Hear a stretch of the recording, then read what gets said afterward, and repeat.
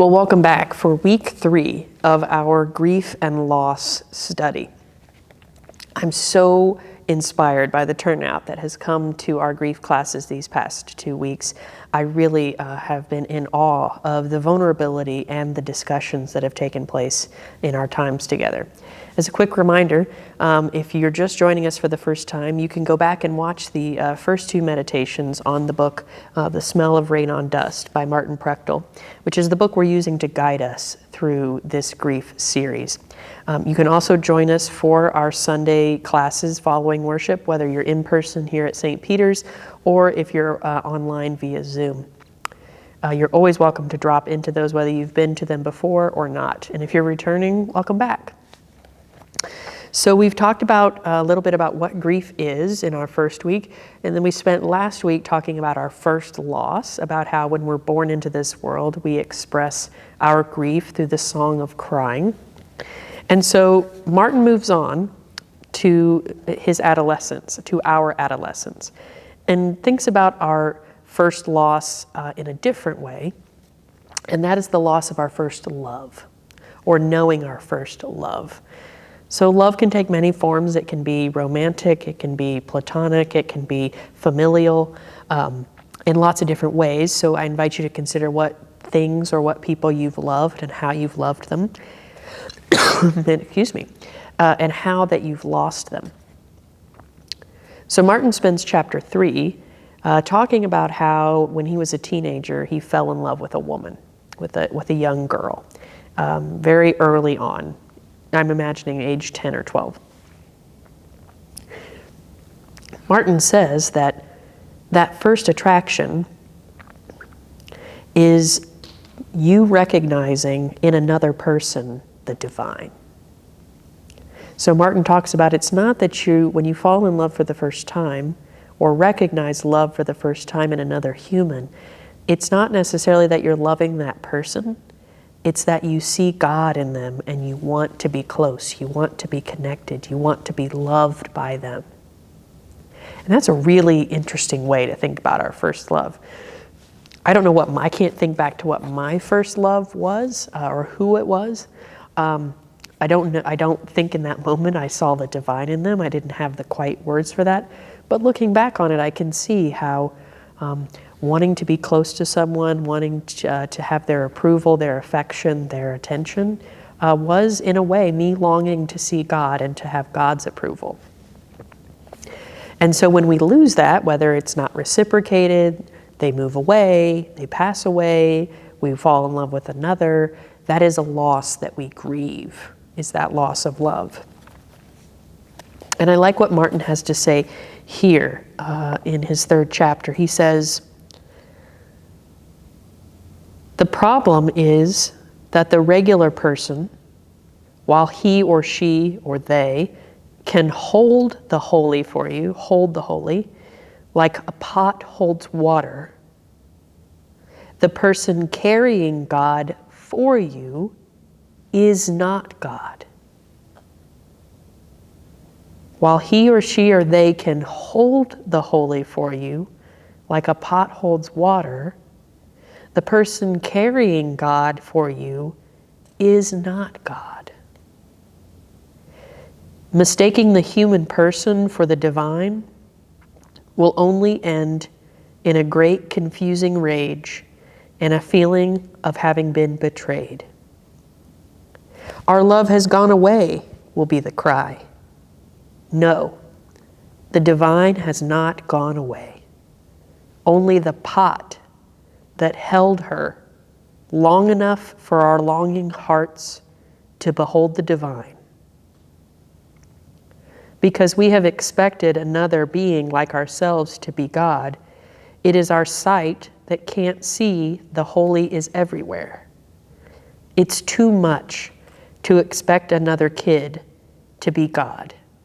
No one can be that grand. So what I hear in that brief passage there is that when we fall in love for the first time, we see God in that person. When we lose that love in some way, we feel like we have lost God because we're not able to see that that person was simply holding God for us. It wasn't the vessel we loved, it was what was inside the vessel, what was inside that person that we loved and that we longed for, which was God. And so when the vessel is lost, we feel like the water inside has gone away too, that what was inside that we loved has also left. We put them so closely together, we can't dissociate them. So if you think about it, it could be a way to frame our grief. When I lost my uncle, he was killed on a work site, on his job site. It was so traumatic and sudden and unexpected that my family had a difficult time accepting that he was gone. Those first few days, it felt as if he had traveled somewhere and he couldn't get back. That's what it means to lose someone. So you'll often say, people, I lost my mother, or I lost my father. There's a whole school of thought that says we should say died because it makes it more real for us, even if it brings sorrow.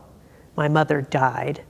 My uncle was killed, rather than lost, because lost seems to be like they're out there somewhere, wandering.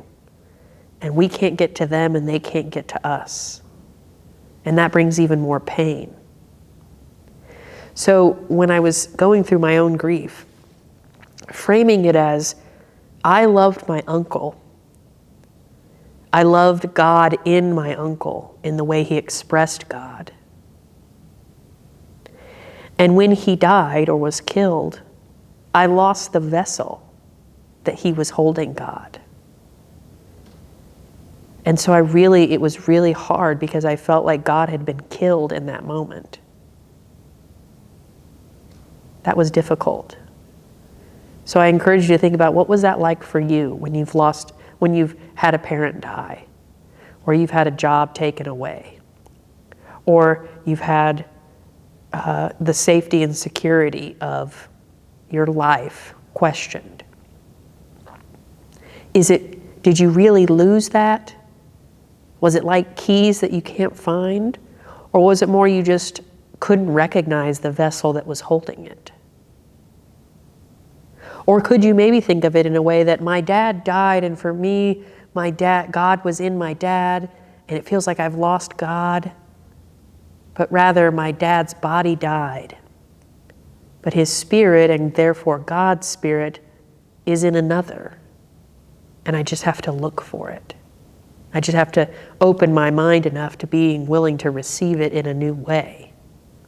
And that can be challenging. That can be really, really hard.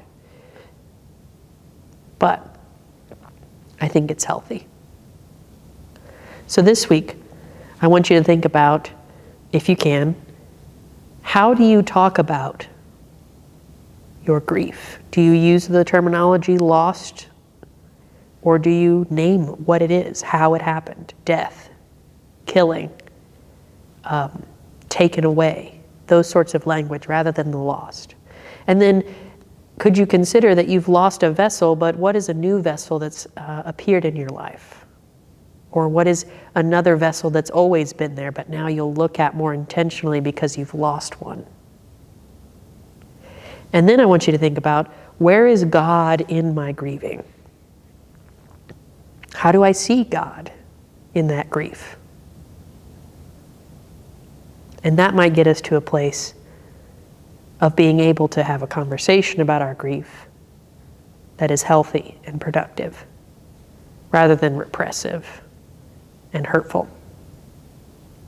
So I hope that you'll join us this week on Sunday in some form to talk about this topic and to continue the conversations we've already started in the first few weeks as we continue to journey through Lent, through this season of grief, through this season of longing and waiting and anticipating, as we move towards that Sunday, that day in which we grieve the loss of our leader and our messenger. I hope you'll join us. Thanks.